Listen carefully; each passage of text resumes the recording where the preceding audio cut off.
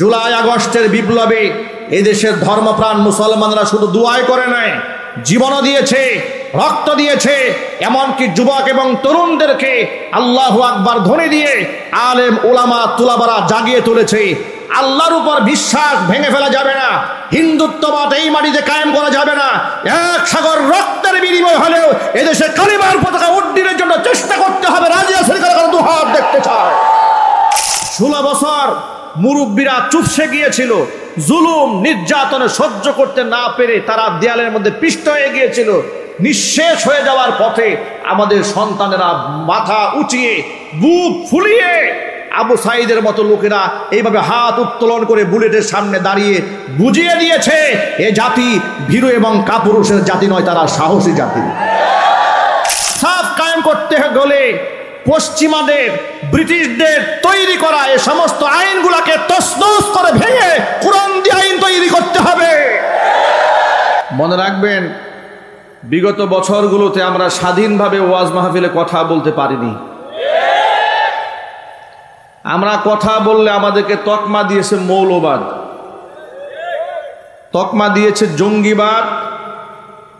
আমাকে গাজীপুরের এক উল্লেখযোগ্য নেতা আমাকে একদিন বলছে, আপনি তো জামাত শিবির করেন।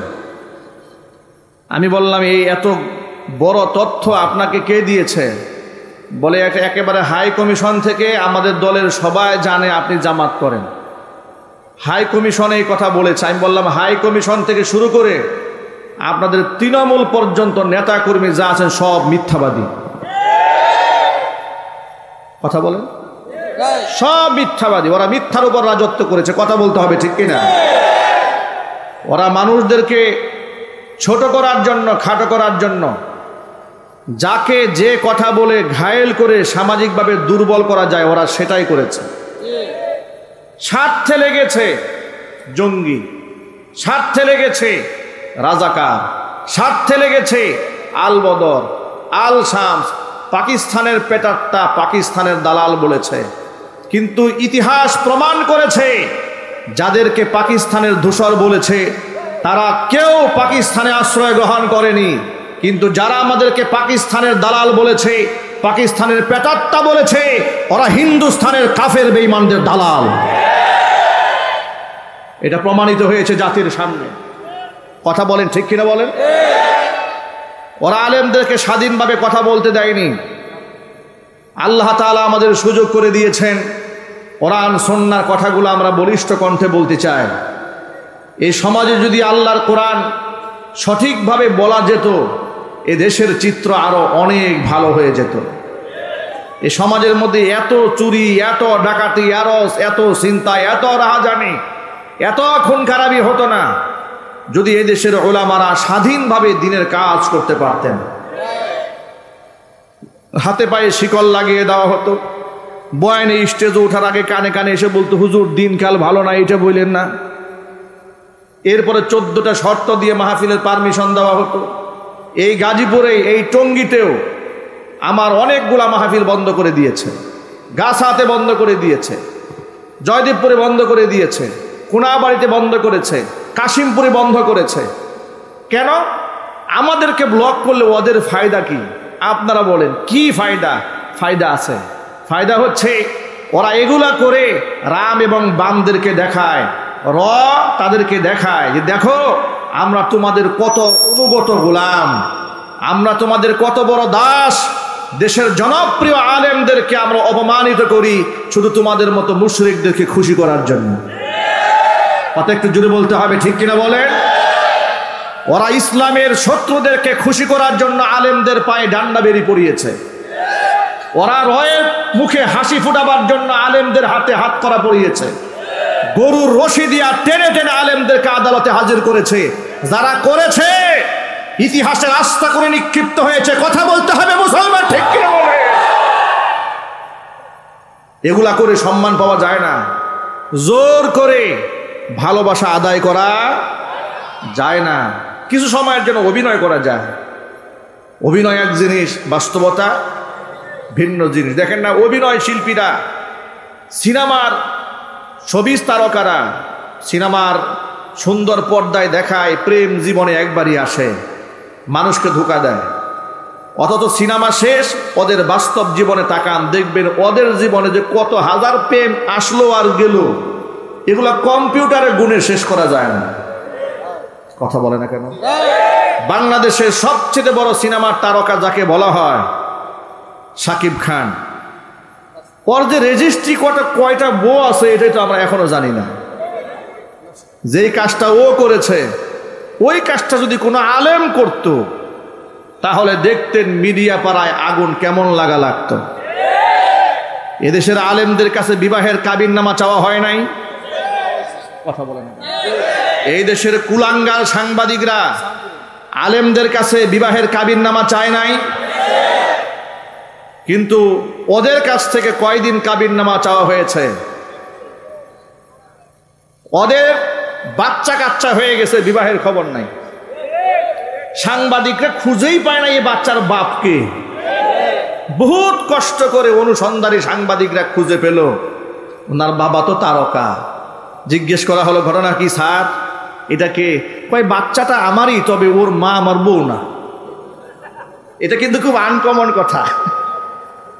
বাচ্চাটা আমার, বাচ্চার মা আমার স্ত্রী নয়, এ কথা কোন দিকে ইঙ্গিত করে? এরপরেও কুলাঙ্গাল সাংবাদিকেরা আলেমদের তির্যক মন্তব্য করেছে আর ওদের পদলেহন করেছে। এর দ্বারা প্রমাণ হয় যে সাংবাদিকরা এই সমস্ত নায়কদেরকে প্রশংসা করে, এদেরও চরিত্রে কোনো ঠিক নাই। আমার প্রিয় বন্ধুগণ, আল্লাহ রাব্বুল আলামিন কোরআন নাজিল করে দিয়েছেন। কেন নাজিল করলেন শোনেন। আল্লাহ পাক বলেন, আলিফ লাম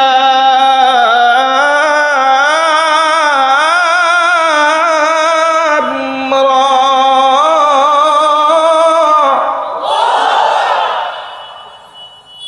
কিতাবুন আনজালনাহু ইলাইকা লিতুখরিজান নাসা মিনাজ-যুলুমাতি ইলান নূর।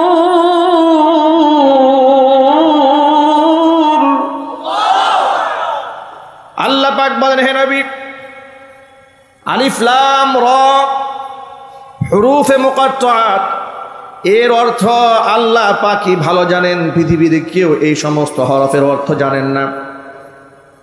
পরে আয়াতে আল্লাহ বলছেন, কিতাবুন আনজালনাহু ইলাইকা, হে নবী, এমন কিতাব আপনার উপর আমি নাজিল করেছি, লিতুখরিজান নাসা মিনাজ-যুলুমাতি ইলান নূর, যাতে করে আপনি মানুষদেরকে অন্ধকার থেকে আলোর পথে কোরআন দিয়ে বের করে নিয়ে আসতে পারেন।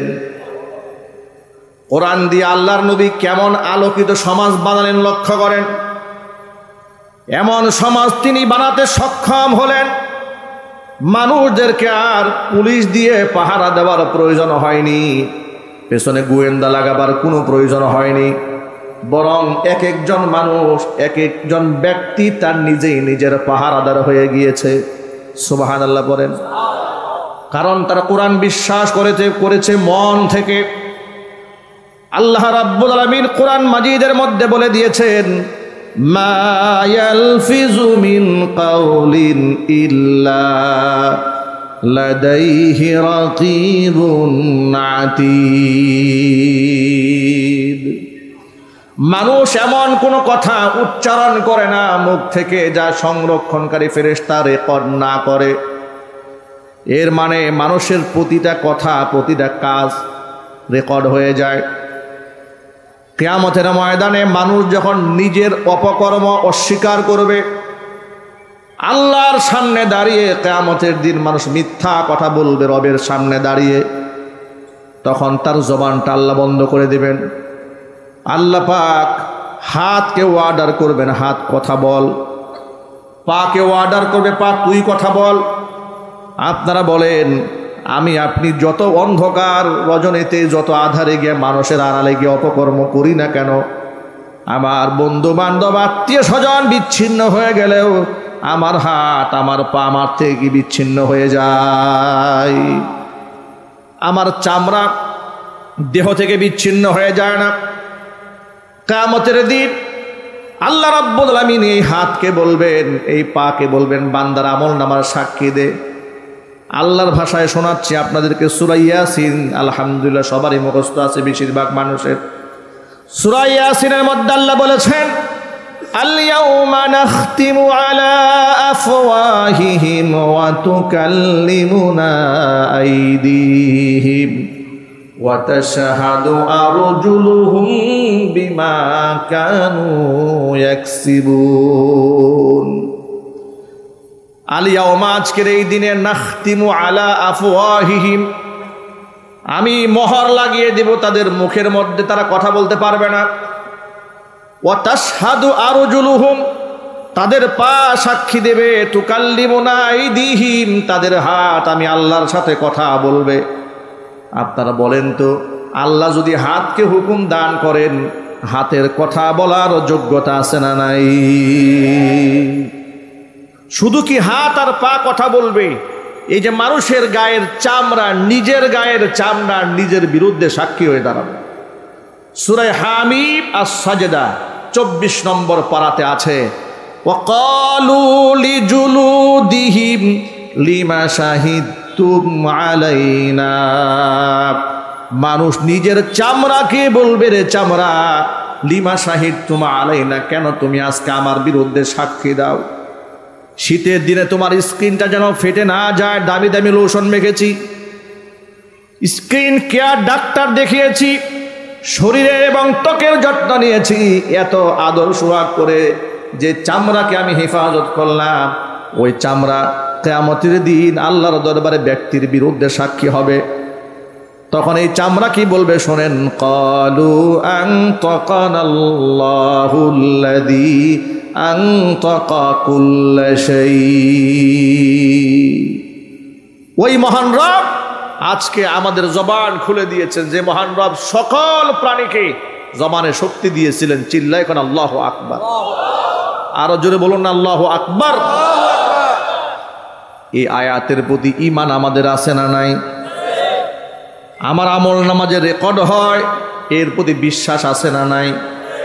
কিন্তু এই বিশ্বাসটা শুধু আমাদের মুখে মুখে আছে, অন্তরে নাই। যদি বিশ্বাসটা অন্তরে থাকতো, সিসি ক্যামেরা দিয়া মানুষদেরকে পাহারা দেওয়ার কোনো প্রয়োজন হতো না। আজকে সরকারের অফিস আদালত থেকে শুরু করে যত জায়গা আছে, যত সেক্টর আছে, সব জায়গার মধ্যে ঘুষ আর দুর্নীতি আছে না নাই? এদেরকে ঠিক রাখার জন্য লেনদেন যারা করতে না পারে সিসি ক্যামেরা লাগিয়ে দিয়েছে। এরপরেও এই চোরদেরকে কন্ট্রোল করা যায় না। দেশ থেকে টাকা চুরি করে বেগম পাড়া বানিয়ে ফেলেছে। কথা বলে না কেন? একটু জুড়ে বলেন, ঠিক কিনা বলেন? ওই যে দেখেছেন না, বংশীয় ছাগল আর বংশীয় গরুয়ে কামটা করলো কি? বংশীয় ছাগল আর বংশীয় গরুয়ে, বংশীয় চোর যা বাংলাদেশে ছিল, এগুলার 12টা বাজায় ছেড়ে দিয়েছে। এক মতিউর রহমান ধরা পড়ল, খোঁজখবর নিয়ে কেঁচো খুঁড়তে গিয়ে সাপ বের হয়ে আসলো ছাগল কাণ্ডের ঘটনায়। এরকম কত মতিউর রহমান যে বাংলাদেশে আছে, তার কোনো হিসাব নাই, তার কোনো সীমা নাই। কথা বলেন ঠিক কিনা, জোরে বলেন। কোনো সীমা নাই।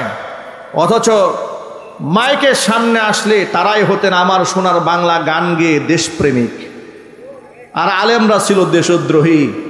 অথচ দেখেন, আমার বড় বলতে ইচ্ছা করে গলা ফাটিয়ে 116 জন বিজ্ঞ আলেমের নামের তালিকা করে দুদকে জমা দিয়েছিল সাবেক বিচারপতি কালা মানিকের নেতৃত্বে।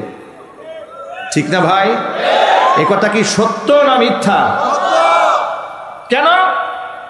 আলেমরা অঢেল টাকার মালিক, তাদের আয়গুলাকে খতায় দেখাবো, তারা দুর্নীতিবাজ। মানে এই বিষয়টা হচ্ছে আলেমদেরকে একটা প্রেসারে রাখা, একটা চাপে রাখা।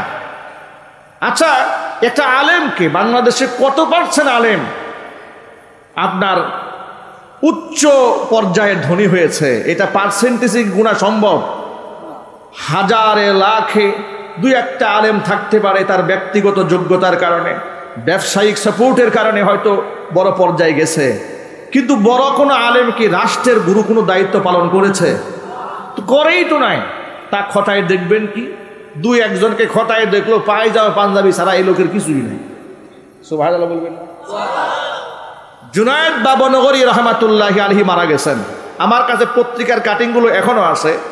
এই দেশের কুলাঙ্গারেরা পত্রিকায় লিখত যে দুবাইয়ে তার ব্যবসা আছে, মধ্যপ্রাচ্যে তার 200 দোকান আছে, তিনি মিনিমাম 200 কোটি টাকার মালিক। তিনি হেফাজতের নেতৃত্ব এমনি দেন না, টাকার গরমে দেন, বিদেশে সহায়তা পান, তারেক জিয়া সহায়তা করে, অমুকে সহায়তা করে, এগুলা তারা বলতো। বাস্তবতা কি জানেন? বাস্তবতা হচ্ছে উনি যে গেঞ্জি গায়ে দিতেন, গেঞ্জিটাও সেরা। এটা আমি নিজ চোখে দেখেছি। আল্লাহু আকবার কি বাড়ি গিয়ে বলবেন? এটা হলো বাস্তবতা। বাস্তবতা হচ্ছে উনার বাড়ির যে বেড়াটা, এটা হচ্ছে আপনার ওই টিন দিয়েও দেওয়া না, ওই যে বাঁশের মলি দিয়ে ধারে দিয়ে যে বানায় না, এটা হচ্ছে বাড়ির বেড়া। সাংবাদিকরা লিখেছে উনি 200 কোটি টাকার মালিক। বলেন আপনারা, আলেমদেরকে মানুষের সামনে ছোট করার জন্য, হেয় অপতিপন্ন করার জন্য ওরা কি করে নাই? ওরা কি না করেছে?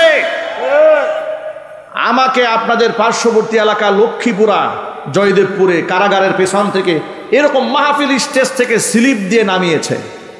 স্লিপ দিয়ে নামিয়ে সরাসরি থানা গারদে, গারদ থেকে সরাসরি কারাগারে। জিজ্ঞেস করেছি, ভাই আমার অপরাধটা বলে অপরাধ কিছু নাই, সব উপরের নির্দেশ। পরের দিন মামলার এজাহারে তাকিয়ে দেখি লিখেছে যে টঙ্গীর এই দেখে হাসানুদ্দিন সরকার সহ আব্দুর রহিম মাদানী সহ গোপন বৈঠকে মিটিং করছিলেন এবং সেই মিটিং থেকে তাদেরকে ধরা হয়েছে। তারা রাষ্ট্রের মধ্যে একটা নাশকতা করার জন্য ষড়যন্ত্র করছিলেন। পরবর্তীতে সবাই দৌড়ে পালিয়ে গেল, 7 জন দৌড়ায় পালাতে পারে নাই। এর মধ্যে আমি হাসান সরকার একজন। জীবনের প্রথম তারে আমি ওই দিন দেখি, উনিও জীবনের প্রথম আমাকে ওই দিন দেখে। এমনকি মামলা কোর্টে দাঁড়াবার আগ পর্যন্ত জানি না যে এই মামলার আসামি উনিও, এই মামলার আসামি আমিও। কেউ কাউকে চিনি না, জানি না। লিখেছে একসাথে মিটিং করছিলাম, আমার পকেটে 16টা ককটেল বোমা পাওয়া গেছে। বলেন, আলেমদেরকে মানুষের সামনে খাটো করার জন্য ওদের চেষ্টার কোনো কমতি ছিল? তবে এই ক্ষেত্রে ছোট্ট একটা বাস্তবতা বলে দেই।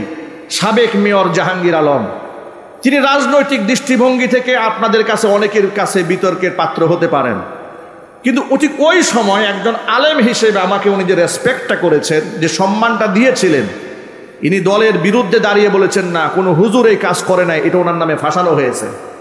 উনি আমার পক্ষে সংগ্রাম করেছেন, লড়াই করেছেন। তার হাজারো রাজনৈতিক দৃষ্টিভঙ্গির মধ্যে ভালো গুণ ছিল, সবচেয়ে বড় যেটা আমার কাছে মনে হয়েছে, আলেম বান্ধব। কথা বলেন ঠিক কিনা বলেন? আচ্ছা, এই কথাটাকে আমি মিথ্যা বলেছি আপনাদের সামনে? বলেন এখানে, উনি আলেম বান্ধব, এই কথাটা কি মিথ্যা? রাজনৈতিক কলা কৌশলে হার জিত, পক্ষে বিপক্ষে নানা লোক থাকতে পারে, আমি ওই ব্যাপারে কোনো মতামত ব্যক্ত করতে চাচ্ছি না। উনি অনেক সহযোগিতা করে ওই মামলা থেকে আমাকে খালাস করে নিয়ে এসেছিলেন। কিন্তু আমি যেটা বলতে চেয়েছি, জাহাঙ্গীর আলম চেয়েছিলেন আমাকে বের করতে, কিন্তু অসংখ্য জাহাঙ্গীরের এন্ট্রিরা ছিল আমি যেন দিনের পর দিন কারাগারে ধুকে ধুকে মরি। কথা বলেন, গোটা বাংলাদেশে তারা এরকম ত্রাসের রাজত্ব কায়েম করেছিল। আল্লাহ পাক এগুলো দেখেন নাই? কথা বলেন না কেন? লোকেরা আমাদেরকে বলতো, হুজুর আপনারা না আলেম, আপনারা যে জালেমের বিরুদ্ধে আল্লাহর কাছে এত দোয়া করেন, দোয়া কি কবুল হয় না? আপনারা অধৈর্য হয়ে যায়। কোরআন বলছে ওয়াকানাল ইনসানু আজুলা, মানুষ অল্পতেই অস্থির হয়ে যায়, মানুষ খুব তড়িৎ প্রিয়। আমি তো মনে করি এই জাতির উপরে আল্লাহর যে কত দয়া, আল্লাহর যে কত মায়া, আল্লাহর যে কত ভালোবাসা এই জাতির উপরে। আমরা গুনাহগার, আমরা দুর্বল, কোনো সন্দেহ নাই। আমরা আল্লাহ রহমত পাওয়ার যোগ্য নই। যে গুনাহ আমরা করি, যে মিথ্যা কথা আমরা বলি, আমরা আল্লাহ রহমত পাওয়ার যোগ্য নই। হাসিনার চাইতেও বড় হাসিনা আমাদের উপর চাপাই দিলেও এটা হবে আমাদের উপর ইনসাফ। কথা বলেন, হাসিনার চাইতে ভয়ঙ্কর স্বৈরাচারী আমাদের উপর চাপাই দিলে এটা হবে ইনসাফ আমাদের কুকর্মের কারণে। আল্লাহ যে লেডি ফেরাউনের হাত থেকে আমাদেরকে বাঁচিয়েছেন, এটা আমাদের আমলের বদৌলতে নয়, এটা আল্লাহ দয়া করেছেন। কথা বলতে হবে ঠিক কিনা বলে? এ কথা কেউ মনে করবেন না যে আমার ক্রেডিটে স্বৈরাচারী পালিয়েছে। এত সহজ নয়, এত সহজ নয়। এটা অসংখ্য উলামা, তুলাবা, সুহাদা, মাজলুম জনতার চোখের পানির বিনিময়ে আল্লাহ জাতির উপর রহমত বর্ষণ করেছেন। তা না হলে আবার খোলা ময়দানে এত মাইক লাগিয়ে কথা বলেন, এই সাহস হতো, এই সাহসিত হতো না। এই মাহফিলের পারমিশন আনতে গেলে তো আপনাদের পায়ের জুতা একদম ক্ষয়ে যেত। কথা বলা যাবে না। রাম বামরা কথা বলবে, রাম বামরা পূজা অর্চনা করবে, অসুবিধা নাই, কিন্তু ওয়াজ করতে গেলে 12টা বাজায় ছাড়ত। এভাবেই হিন্দুত্ববাদ কায়েমের ষড়যন্ত্র করা হয়েছে এদেশের মধ্যে।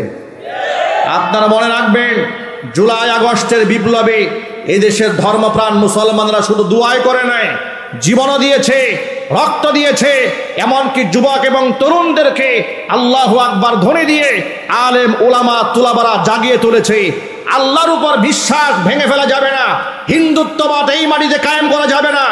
এক সাগর রক্তের বিনিময় হলেও এদেশে কালিমার পতাকা উড্ডীনের জন্য চেষ্টা করতে হবে। রাজি আছেন কারা? দুহাত দেখতে চায়।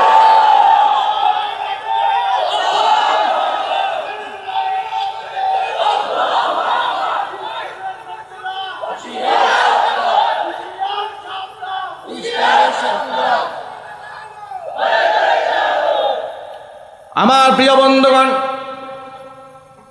কোরআনে কারীম মানুষদেরকে কিভাবে আলোকিত বানায়, ছোট্ট একটা এক্সাম্পল দিয়ে আমি আমার আলোচনা শেষ করব ইনশাআল্লাহ। মানুষরা কোরআনের আলো পাওয়ার পরে কেমন আলোকিত হয় দেখেন। আমরা তো শুধু বিশ্বাস করে নিলাম যে আমার কথা রেকর্ড হয়, কাজ রেকর্ড হয়, এ কথা মুখে স্বীকার করে নিয়েছি, বাস্তবতা আমলে প্রমাণ করতে পারিনি। সাহাবায়ে কেরাম বাস্তবতায় আমলে প্রমাণ করে দেখিয়েছিলেন। মাইজ ইবনে মালিক আল আসলামি আল আনসারী রাদিয়াল্লাহু তাআলা আনহু নবীজির সামনে এসে ধর্ণা দিলেন, ইয়া রাসূলুল্লাহ, হে আল্লাহর রাসূল, আপনি আমাকে পবিত্র বানান, তাহহিরনি, আপনি আমাকে পাক বানান।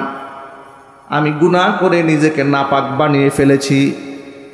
নবীজি বললেন, ওয়াইহাক ওয়াস্তাগফিরিল্লাহ ওয়া তুব ইলাইহি, যাও, ধমক দিয়ে সরিয়ে দিয়েছেন, তওবা করো, গুনাহ করেছো, মাফ চাও আল্লাহর কাছে, তওবা করো। লোকটা চলে গেছে। আবার পরের দিন আসলেন, ইয়া রাসূলুল্লাহ, তাহহিরনি, আপনি আমাকে পাক বানান, আমার দেহটা আমি নাপাক করে ফেলেছি, আপনি আমার জন্য একটু পবিত্রতা করার ফয়সালা করেন। নবীজি আবার একই কথা বললেন, ওয়াইহাক ওয়াস্তাগফিরিল্লাহ ওয়া তুব ইলাইহি, ধমক দিয়ে সরাই দিলেন, যাও তওবা করো, আল্লাহর কাছে মাপ চাও, চলে যাও। চলে গেছে। তৃতীয় দিন তিনি আবার আসলেন, তাহহিরনি ইয়া রাসূলুল্লাহ, হে আল্লাহর নবী, আপনি আমারে পাক বানান, গুনাহ করে নিজেকে নাপাক বানিয়ে ফেলেছি। নবীজি আবার তৃতীয় দিন পাল্টা প্রশ্ন করলেন, ফিমা উতাহহিরুক, ও সাহাবীরে, প্রতিদিন তুমি আমার কাছে আসো আর বলো আমাকে পাক বানান, পাক বানান, পাক বানান। তুমি তওবা করো, তওবা করলেই তো বান্দা পাক হয়ে যায়। নবীজি সাল্লাল্লাহু আলাইহি সাল্লাম বলেছেন, গুনাহ যত বড়ই হোক না কেন, আত্তাইবু মিনাদ যামবি কামাল্লা যামবালা, কোনো ব্যক্তি যখন তওবা করে, ব্যক্তির আমল নামার মধ্যে কোনো গুনাহ আর বাকি থাকে না। যত বড় গুনাহগার হোক না কেন, গুনাহ যদি বৃষ্টির সমতুল্যও হয়, গুনাহ যদি সমুদ্রের ফেনা তুল্যও হয়, পাহাড় সমপরিমাণ গুনাহ যদি হয়ে যায়, আল্লাহর ওয়াদা আছে, ইয়া আইয়ুহাল্লাযীনা আমানু তুবু ইলাল্লাহি তাওবাতান নাসুহা, ওই ইমানদারেরা, আমি আল্লাহর কাছে খালেস দিলে তওবা করো। খালেস দিলে তওবার মানেটা কি সহজে 1 মিনিটে বুঝে নেন। খালেস দিলে তওবা মানে আস্তাগফিরুল্লাহ, আস্তাগফিরুল্লাহ, আস্তাগফিরুল্লাহ, এটাই তওবা হয়ে যায় নাই। খালেস দিলে তওবা হলো বিগত যে গুনাহ করেছি, গুনার জন্য দারুণভাবে অনুতপ্ত হওয়া, লজ্জিত হওয়া, নিজেকে খুব ছোট মনে করা, রবের সামনে দাঁড়িয়ে দোষটাকে স্বীকার করে নেওয়া, রব আমার ভুল হয়েছে, আমি অন্যায় করেছি, ভবিষ্যতে কোনো দিন এই কাজটা আর করব না, এটা দৃঢ় প্রত্যয় গ্রহণ করা রবের কাছ থেকে। আজাম বিল জাজাম, জিন্দিগিতে কোনো দিন এই কাজটা আর করব না, এ কথা দৃঢ়ভাবে সিদ্ধান্ত নিয়ে নেওয়া। যে অন্যায়টা আমি করে ফেলেছি, অন্যায়ের যদি মানুষের হক নষ্ট করে থাকি, মানুষের কাছ থেকে সেই হক আদায় করে তার কাছে মাপ চেয়ে নেওয়া। যদি এভাবে কোনো বান্দা তওবা করতে পারে খালেস দিলে, আল্লাহ রাব্বুল আলামিনের হাবিব বলেছেন, বান্দা অনুতপ্ত হয়ে চোখের পানি ছেড়েছে, নাকের আগায় আসার আগে বান্দার জিন্দেগির সমস্ত গুনার খাতা আল্লাহ মাফ করে দিবে। নবীজি বারবার বললেন তওবা করো, ইস্তিগফার করো।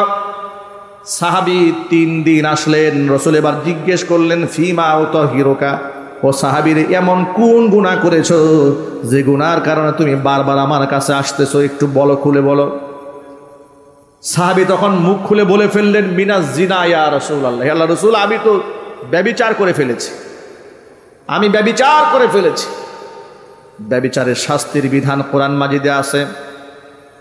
ব্যভিচারে যদি অবিবাহিত হয় তার এক বিধান, ব্যভিচারে যদি বিবাহিত হয় তার আরেকটা বিধান।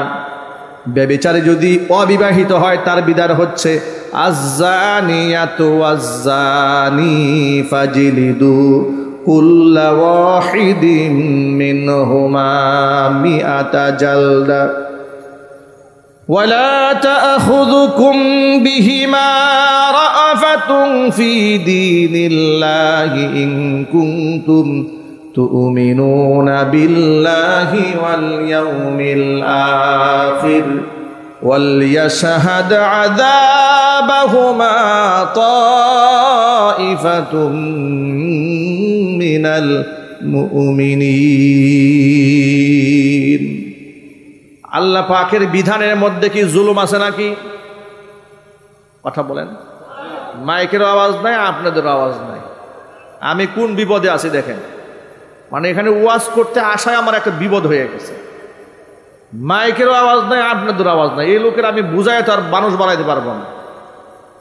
ওয়াজ মাহফিলে মাইক দাওয়াত দিবেন, ভালো মাইক। মাইক ঠিক করতে করতে এমনি হাতে নাই সময়, বারবার ঘড়ির দিকে তাকাচ্ছে, আবার বারবার মাইকে চালান না।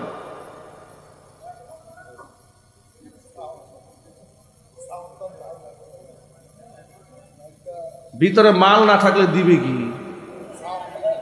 কথা বলেন, ঠিক না বলেন?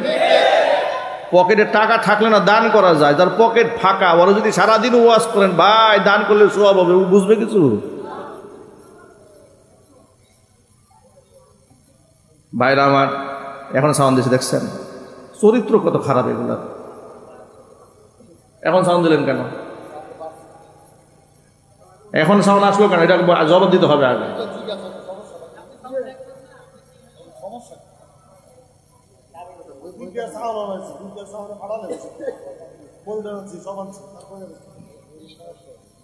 ভাইরা আমার, এখন সাউন্ড আছে না? বোঝা গেল পকেটে মাল আছে কিন্তু খরচ করে না, ঠিক কিনা বলেন? এগুলাকে বলা হয় কৃপণ, বখিল। পকেটে টাকা খরচ করবেন। ভাইরা আমার, মাইজ ইবনে মালিক আল আসলামি আল আনসারী রাদিয়াল্লাহু তাআলা আনহু, তিনি নবীজি সাল্লাল্লাহু আলাইহি সাল্লামের কাছে এসে বলেন ইয়া রাসূলুল্লাহ, ইয়া হাবিবাল্লাহ, আমি অন্যায় করেছি, আপনি আমাকে পবিত্র বানান। স্বীকার করে নিয়েছেন আমি ব্যভিচার করেছি। ব্যভিচারের শাস্তি 2 প্রকারের। কয় প্রকার? সবাই হাত দেখান। যদি বিবাহিত হয় 1 প্রকারের শাস্তি, আর যদি অবিবাহিত হয় আরেক ধরনের সাজা। ব্যভিচার যে ব্যক্তি করবে সে যদি বিবাহিত হয় তাহলে তার শাস্তি কঠিন, মৃত্যুদণ্ড তার শাস্তি। আর যদি অবিবাহিত হয়ে যায় শাস্তি মৃত্যুদণ্ড নয়, তবে শাস্তিও বড় কঠিন। ফাজলিদু কুল্লা ওয়াহিদিন মিনহুমা মিআতা জালদা, ছেলে এবং মেয়ে উভয়কে দুর্রা মারা হবে 100। কতগুলা?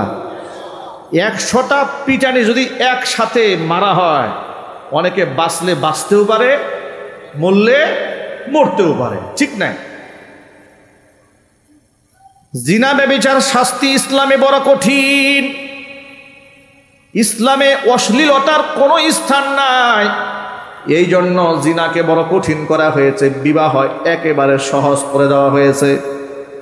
বিবাহের মধ্যে কোনো আইন কানুন করা হয় নাই, বিধি নিষেধ আরোপ করা হয় নাই। কিন্তু জাহিলি যুগে এই বর্তমান জমানার তথাকথিত সুশীল সমাজের মধ্যে বিবাহকে বানিয়ে দেওয়া হয়েছে কঠিন, আর জিনা ব্যভিচারকে করে দেওয়া হয়েছে একদম পানির মতো সহজ। কেউ যদি একটা জায়গায় 2টা বিয়ে করে তাহলে দেখবেন আর 14 গোষ্ঠী উদ্ধার করার জন্য নেতা কর্মী পুলিশ অভাব নাই। বিবাহ সে 2টা করলো কেন? তার 12টা বাজায় ছাড়া হবে, কিন্তু প্রেমিক যদি 50টাও রাখে কোনো অসুবিধা নেই। কথা বলেন, বাস্তবতা আছে না নাই? ইসলাম এই ব্যাপারে কত কঠোরতা করেছে দেখেন। বিবাহিত পুরুষ অন্যের বউ নিয়ে নাইট ক্লাবে যাবা কোনো সুযোগ নাই, একেবারে কল্লা উড়াইয়ে দেওয়া হবে। আইন কার? চিল্লায় বলতে হবে আইন কার? এই আইনগুলো সমাজে বাস্তবায়িত যদি না হবে ততদিন পর্যন্ত ওয়াজ নসিহত করে জিনা ব্যভিচার দেশ থেকে বন্ধ করা যাবে না। যদি শুধু ওয়াজেই কাজ হতো তাহলে ইসলাম এই ব্যাপারে এত কঠোর পদক্ষেপ গ্রহণ করতো না, ঠিক কিনা ভাই? আচ্ছা, আল্লাহর নবীর চাইতে উন্নত বক্তা পৃথিবীতে আর আছে? জোরে বলেন আপনারা। তার চাইতে দরদি দায়ী, এত মোহব্বতের দায়ী, এত ইতিদাল ভারসাম্যপূর্ণ বক্তব্য জাতির সামনে পৃথিবীতে আল্লাহর রসুলের চাইতে ভালো করে উপস্থাপন করার যোগ্যতা পৃথিবীতে আর কারো আছে? সেই নবীজি জিনার ব্যাপারে শুধু নসিহত করেন নাই, আইন কার্যকর করেছেন, কঠোর হয়েছেন। কত কঠোর একটু পরেই বুঝবেন। মাইজ ইবনে মালিক আল আসলামী তিনি বিবাহিত ছিলেন। এত নারাজ হয়ে গেলেন নবীজি সাল্লাল্লাহু আলাইহি সাল্লাম যখন সামনে এসে উপস্থিত, তিনি বললেন, তবে সাথে সাথেই তিনি শাস্তি কার্যকর করেন নাই, কারণ যেহেতু শাস্তি বড় ভয়ঙ্কর, মৃত্যুদণ্ডের ব্যাপার। এই জন্য এলাকায় আগে তদন্ত টিম পাঠায় দিলেন, খোঁজ খবর নিয়ে আসো। এই যে নিজের ব্যাপারে বলছে সে জিনা ব্যভিচার করেছে, সে অসুস্থ নাকি মানসিক রোগী নাকি সে মদ্যপান করেছে নাকি, একটু খোঁজ খবর নিয়ে আসো। এলাকাবাসী বলল না, তিনি মদ্যপান করেন নাই, তিনি একজন সুস্থ মানুষ, তিনি পাগল নন। এলাকার মানুষ তার ব্যাপারে স্টেটমেন্ট জারি করে দিয়েছে। নবীজি সাল্লাল্লাহু আলাইহি সাল্লাম সর্বশেষ সাহাবীদেরকে বলেন, সাহাবীরা একটু মাইজ ইবনে মালিক আল আসলামীর মুখের মধ্যে নাক লাগায় দেখো, মুখের মধ্যে মদের গন্ধ পাওয়া যায় নাকি। সুবহানাল্লাহ। ইসলামের বিচার বড় সুন্দর, অনেক ইনসাফপূর্ণ বিচার ইসলামের। এই জন্য আমি আপনাদেরকে সবসময় বলি, প্রতিটা মুসলমানের উচিত দেশে শরিয়া আইন কার্যকর হোক এই ব্যাপারে ভূমিকা রাখা, এই ব্যাপারে কথা বলা, এই ব্যাপারে চেষ্টা চালিয়ে যাওয়া। কথা বলেন ঠিক কিনা? ব্রিটিশদের তৈরি করা আইনে এই দেশে কিয়ামত পর্যন্ত আপনি শান্তি কায়েম করতে পারবেন না। কথা বলেন, এই দেশে আপনি কেমনে শান্তি কায়েম করবেন বলেন? বিনা অপরাধে স্ত্রী মামলা দিয়েছে, নারী নির্যাতনের মামলা, বেচারা 3 মাস তাকে জেল খাটতেই হবে, জামিনের কোনো সুযোগ নাই। এটা যদি সে অপরাধী না হয়ে থাকে, এটা কি তার উপর জুলুম নয়? ওই যে ছোট্ট রফিকুল ইসলাম মাদানী গতকালকে বললেন, 11 মাস তাকে জেলখানায় নিয়ে আটকায় রাখছে। 11 মাস আটকায় রাখার পরে আদালতে তাকে হাজির করার পরে বিচারক জিজ্ঞেস করছে, হুজুর আপনার অপরাধটা কি বলেন? কয় মাস পরে? 11 মাস বেটা জেল খাটা শেষ। এরপরে জিজ্ঞেস করতেছে যে আপনি আসলে অপরাধ করছেন কিনা বলেন। এই ফাঁক দিয়ে 11 মাস তার জিন্দিগির 12টা বেজে গেছে। কথা বলতে হবে ঠিক কিনা? তাহলে এটা কোনো আইন হতে পারে? এটা কোনো রাষ্ট্রের অবকাঠামো হতে পারে? এই অবকাঠামো ভাঙতে হবে। ইনসাফ কায়েম করতে গেলে গণভবনে যেমন সব তছনছ করে দেওয়া হয়েছে, ইনসাফ কায়েম করতে গেলে পশ্চিমাদের, ব্রিটিশদের তৈরি করা এই সমস্ত আইনগুলোকে তছনছ করে ভেঙে কোরআন দিয়ে আইন তৈরি করতে হবে। 11 মাস পরে জিজ্ঞেস করে আপনার অপরাধ কি হুজুর বলেন একটু। বেচারা 11 মাস জেলখানা শেষ। অযুবক ভাইরা আমার, আল্লাহর নবী এলাকায় খবর নিলেন সুস্থ আছি। উপস্থিত সাহাবীদের সাক্ষ্য নিলেন, মায়েজের মুখ যাচাই করে দেখলেন যে তিনি মদ্যপান করেন নাই, সুস্থ। এবার তার ব্যাপারে নবী সাল্লাল্লাহু আলাইহি ওয়াসাল্লাম রায় দিয়ে দিলেন, তাকে হত্যা করা হবে। কোমর পর্যন্ত মাটির নিচে দাবায় দেওয়া হলো। চতুর্দিক থেকে সাহাবায়ে কেরাম রজম মারতেছিলেন, পাথর মারছিলেন। পাথর মারার এক সময় ইবনে মাসউদ রাদিয়াল্লাহু তাআলা আনহু শরীরের মধ্যে, তার গা থেকে ফিনকি দিয়ে 1 ফোঁটা রক্ত তার জামার মধ্যে এসে লাগলো। ইবনে মাসউদ ধিক্কার দিয়ে বলল, ধিক্কার মায়েশ তোমার জন্য, ওয়াইহাক, ধ্বংস হও তুমি। তোমার মতো একটা নাপাক মানুষ, যে লোকটা জিনা ব্যভিচার করেছে, এমন লোকের রক্ত আমার গায়ে লেগেছে। নবীজি সাল্লাল্লাহু আলাইহি সাল্লাম বললেন, ও মাসউদ, ও তুমি তাকে ধিক্কার দিও না, তুমি তাকে অভিসম্পাত করো না। তার তওবা আল্লাহর কাছে এমনভাবে মঞ্জুর হয়ে গেছে, যদি তার তওবার বিনিময়ে 70 জন মানুষ গুনাহগার ব্যক্তিকে এক পাল্লায় দেওয়া হয় আর তার তওবা আরেক পাল্লায় দেওয়া হয়, আল্লাহ পাক তার তওবার কারণে 70 জন গুনাহগারকে মাফ করে দিতে। ভাইরা আমার, ইসলাম যারা অন্তরে ধারণ করে, লালন করে, তাদের কি পুলিশ দিয়া পাহারা দেওয়ার কোনো প্রয়োজন হয় না, নিজেই নিজের পাহারাদার হয়ে যায়। জোরে বলেন সুবহানাল্লাহ। যার দরুন যেখানে কোরআনের তালিম হয়, তরবিয়াত হয়, কোরআনের শিক্ষা দেওয়া হয়, ওই সমস্ত প্রতিষ্ঠানে মদ থাকে না, জুয়া থাকে না, সেখানে ইয়াবা থাকে না, সন্ত্রাস থাকে না, গুন্ডা থাকে না, ক্যাডার থাকে না। এই যে মাদ্রাসাগুলো, এই মাদ্রাসাগুলো নিয়ে এক সময় তারা উপহাস করে বলেছে, সংসদে দাঁড়িয়ে বলেছে, রাশেদ খান মেনন ব্যাঙের ছাতার মতো কওমি মাদ্রাসা গড়ে উঠেছে। এই ধরনের উপহাস এই দেশের মাদ্রাসা নিয়ে করা হয় নাই? একটু ইমানদারের মতো বলেন না আপনারা, নাকি আপনাদের অন্তরে এখনো ভয় আছে যে আপা চট করে চলে আসে কিনা? আবার কি ভয় আছে আপনাদের? আরে বাবা, ভয়কে জয় করতে শেখেন। আমাদের সন্তানেরা ভয়কে জয় কিভাবে করতে হয় তা শিখিয়ে দিয়েছে। কথা বলতে হবে, ঠিক কিনা বলেন? 16 বছর মুরব্বীরা চুপসে গিয়েছিল, জুলুম নির্যাতনে সহ্য করতে না পেরে তারা দেয়ালের মধ্যে পিষ্ট হয়ে গিয়েছিল। নিঃশেষ হয়ে যাওয়ার পথে আমাদের সন্তানেরা মাথা উঁচিয়ে, বুক ফুলিয়ে, আবু সাইদের মতো লোকেরা এইভাবে হাত উত্তোলন করে বুলেটের সামনে দাঁড়িয়ে বুঝিয়ে দিয়েছে, এ জাতি ভীরু এবং কাপুরুষের জাতি নয়, তারা সাহসী জাতি। আপনাদের কিসের ভয়? কিসের ভয় আপনাদের? ইমানদারেরা ভয় পাবে একমাত্র আল্লাহকে। কাকে ভয় পাবে? আরো চিল্লায় বলেন আল্লাহকে। মাদ্রাসাগুলাকে ব্যাঙের ছাতা বলা হয় নাই? বলেন, ব্যাঙের ছাতার মতো মাদ্রাসা গড়ে উঠেছে বলেছে। জঙ্গিবাদের কারখানা বলা হয়েছে।